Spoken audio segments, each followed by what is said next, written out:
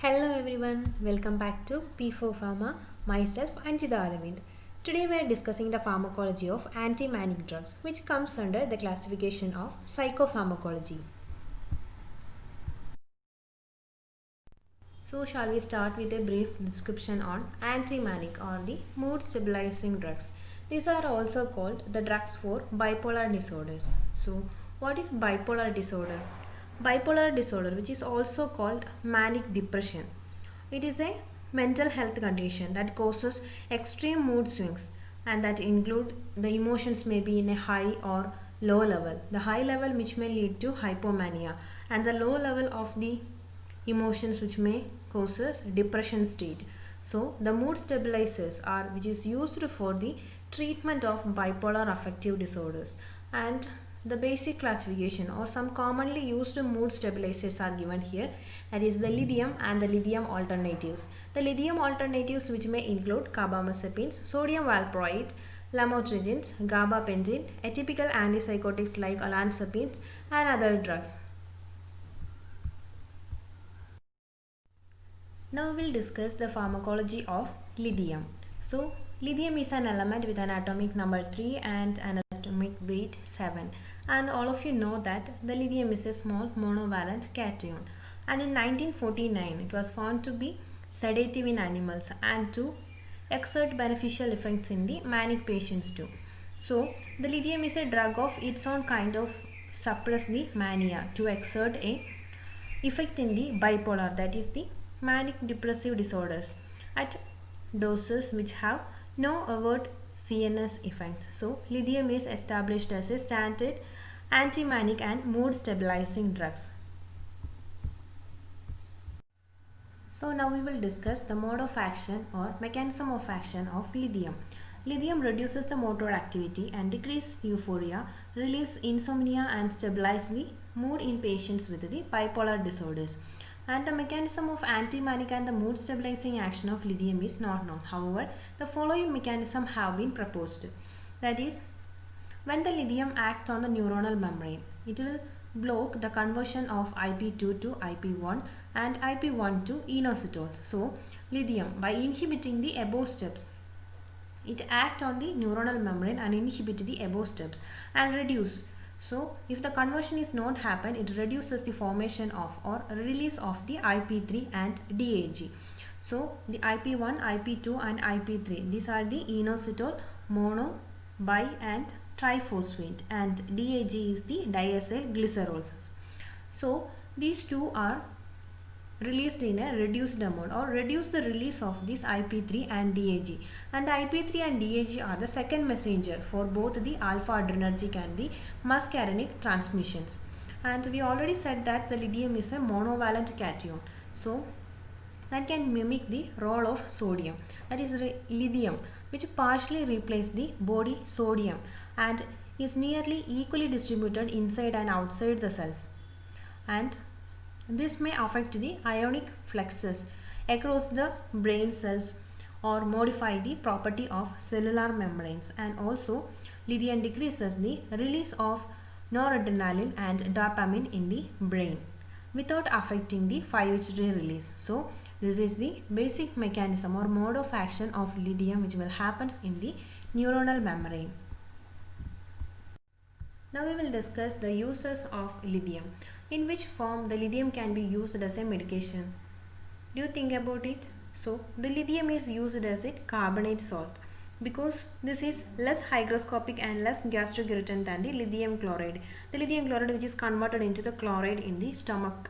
So, and also the lithium citrate is used in the syrup formulation. So in carbonate and citrate form, the lithium is most commonly used as a medication, and here I added some of the diseases or situation at which the lithium is taken as a medication. So these situations are the acute mania condition, prophylaxis for bipolar and unipolar mood disorders, schizoaffective disorders, cyclothymia, impulsivity and aggressions. So these are the conditions at which the lithium is taken as a medication, and also for some other disorder the lithium is taken as a medication.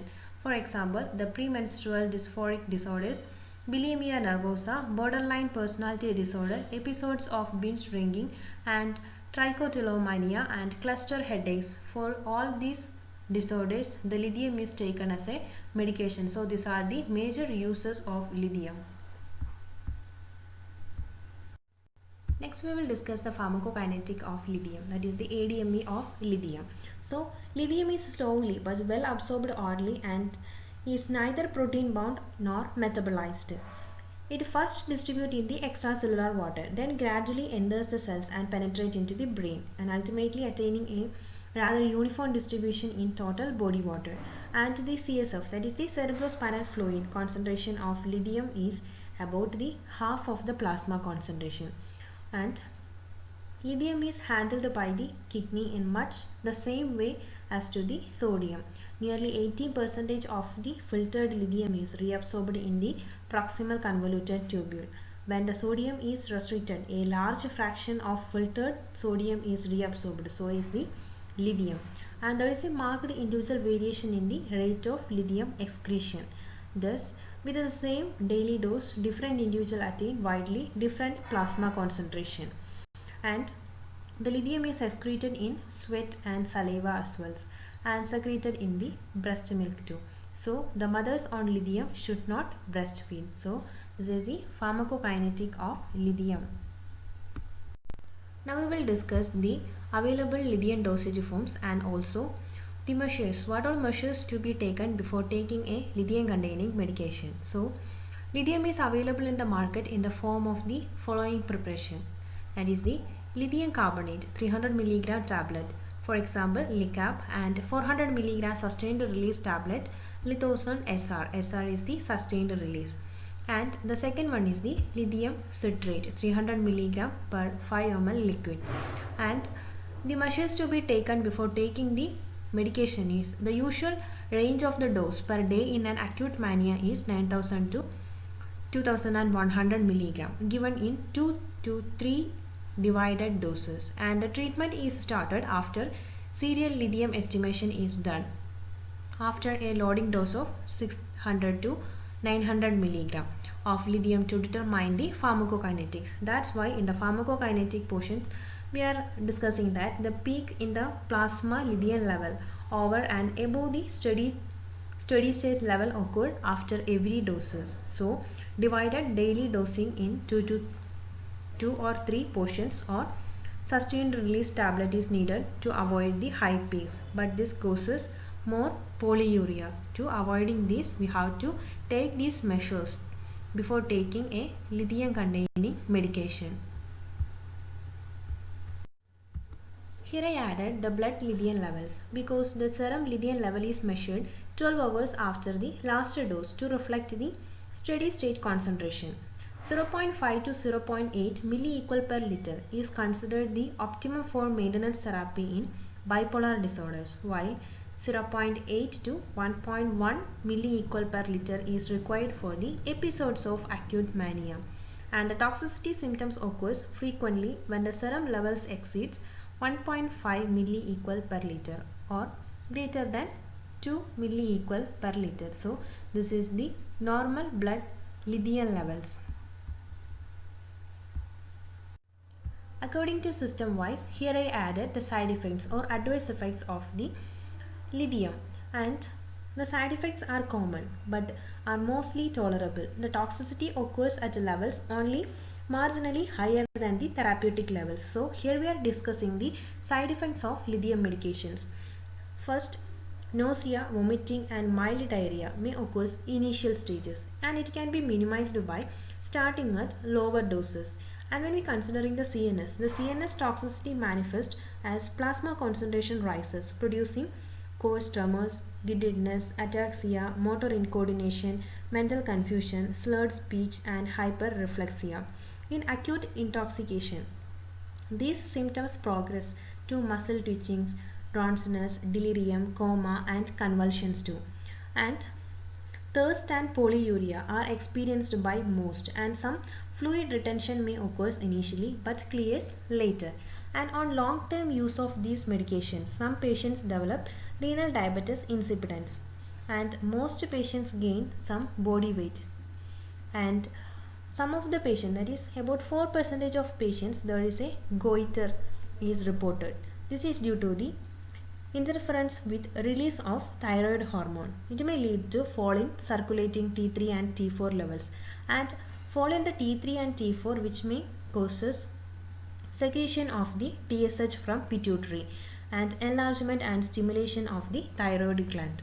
And the lithium induced goiter and hyperthyroidism does not need to the discontinuation of the therapy and can be easily managed by the thyroid hormone supplementation. And at therapeutic levels, when we considering the cardiovascular system, the lithium can cause reduction of the T wave amplitude. At higher levels, the SA node and AV conduction may be depressed, but arrhythmias are infrequent. And in the dermatological conditions, the lithium can cause dermatitis and worsen acne. And side effects during the pregnancy and lactation. The lithium is contraindicated during the pregnancy. The fetal goiter and other congenital abnormalities may occur, especially the cardiac can occur. The newborn is often hypotonic. So avoid the lithium during the pregnancy and lactation time. So these are the main side effects which may occur due to the lithium medication. We already discussed that when there is an increased level that is greater than 2 milliequal per liter of serum lithium level, it may lead to lithium toxicity. So here I added the signs and symptoms of lithium toxicity, which may be seen in patients who is affected with a lithium toxicity, that is their serum lithium level is greater than 2 milliequal per liter, and they may be experience ataxia, coarse tremor, nausea and vomiting, impaired memory, impaired concentration, nephrotoxicity, muscle weakness, convulsions, muscle twitching, lethargy, confusion, coma and hyperreflexia. Any of these symptoms or signs may be seen on those peoples or patients who is suffering from lithium toxicity. Let you think, if there is a lithium toxicity occurred, then what all measures or management to be taken to reduce the lithium toxicity? So first of all, immediately we have to done to discontinue the drug. It is the first step to done after a lithium toxicity. And then residual gastric content should be removed by injection of emesis, gastric lavage or adsorption with activated charcoals. And if possible, instruct the patient to ingest fluids. And also as soon as possible assess the serum lithium levels, serum electrolytes and the renal function ECGs also, and maintain a fluid and electrolyte balance. In a patient with the serious manifestations of lithium toxicity, hemodialysis should be initiated. So these all are the measures or management to be taken after a lithium toxicity may occur. Now we will discuss the second category of drugs which comes under anti-manic classification, that is the alternatives to lithium. Approximately 13% of the patients of mania and bipolar disorders show incomplete or poor response to lithium categories, and many do not tolerate it, or many of them are at special risk of toxicity. And in the last 2 decades, several anticonvulsants and atypical antipsychotics have been extensively evaluated as alternative to lithium. And here I added the first example for it, carbamazepines. Soon after its introduction as anti-epileptic, the carbamazepines was found to prolong the remission in the bipolar disorders. Its efficacy in mania and bipolar disorder has now been confirmed, and however it is less popular than the valproate as an alternative to lithium, and it is available in the market under different trade names, and some of them are given here. And the mechanism of action of carbamazepines, its mood stabilizing mechanism is not clearly established. Its anticonvulsant action may be however be decreased synaptic transmission in the CNS. It is the mechanism of action of carbamazepines.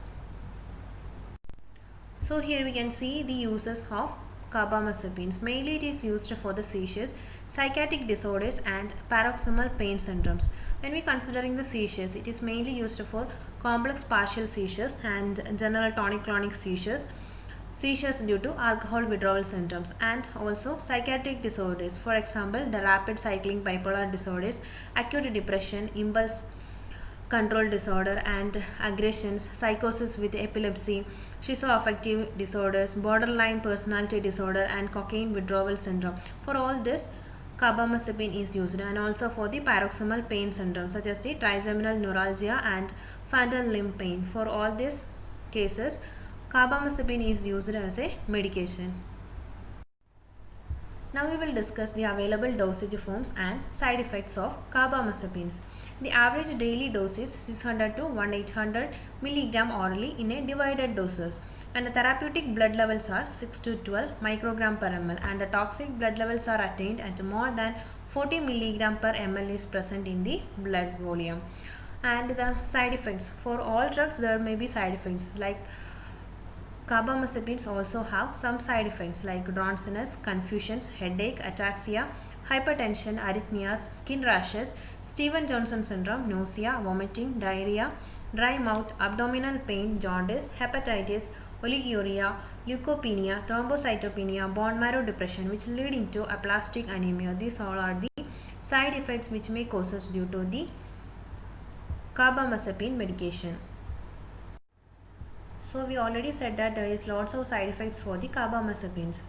So here I added some of the nurse's responsibility which may be useful for the nurses who is taken care of a patient who is administering the carbamazepine as a medication. Since the drug may causes dizziness and drowsiness, advise him or her to avoid drinking and other activities requiring alertness, and advise the patient not to consume alcohol when he is on the drug, and emphasize the importance of the regular follow-up visit and periodic examination of blood count and monitoring of cardiac, renal, hepatic and bone marrow functions to the patient. The second category of drugs which comes under alternative to lithium is sodium valproate. A reduction in the manic relapses is noted when valproate is used in the bipolar disorders. Nowadays, it is the first line treatment of acute mania in which higher doses valproate act faster than lithium, and it is an alternative to antipsychotic too, with or without the benzodiazepines. And here I added the mechanism of action and uses of sodium valproate. The uses are same as to that of the carbamazepines, and the mechanism of action. The drug acts on the GABA aminobutyric acids, that is the GABA receptors. GABA receptor is an inhibitory amino acid neurotransmitter. So when the drugs which bind to the GABA receptors, the GABA receptors get activated, and the activation which serves to reduce the neuronal excitability. It is the mechanism of sodium valproate, and the uses are given here. So here I added the dosage and the side effects of sodium valproate. The usual dose is 15 mg per kg per day with a maximum of 60 mg per kg per day orally, and the side effects of sodium valproate are nausea, vomiting, diarrhea, sedation, ataxia, tremor, weight gain, loss of hair, thrombocytopenia and platelet dysfunction. Here I added 2 points which is noted as nurse's responsibility, which is to be explained to the patient who is taking sodium valproate as a medication. So explain to the patient to take the drug immediately after food to reduce the gastrointestinal irritation, and advise to come for regular follow-up and periodic examination of blood count, hepatic function and thyroid function, and also inform the patient that the therapeutic serum level of valproic acid is 50 to 100 micrograms per ml.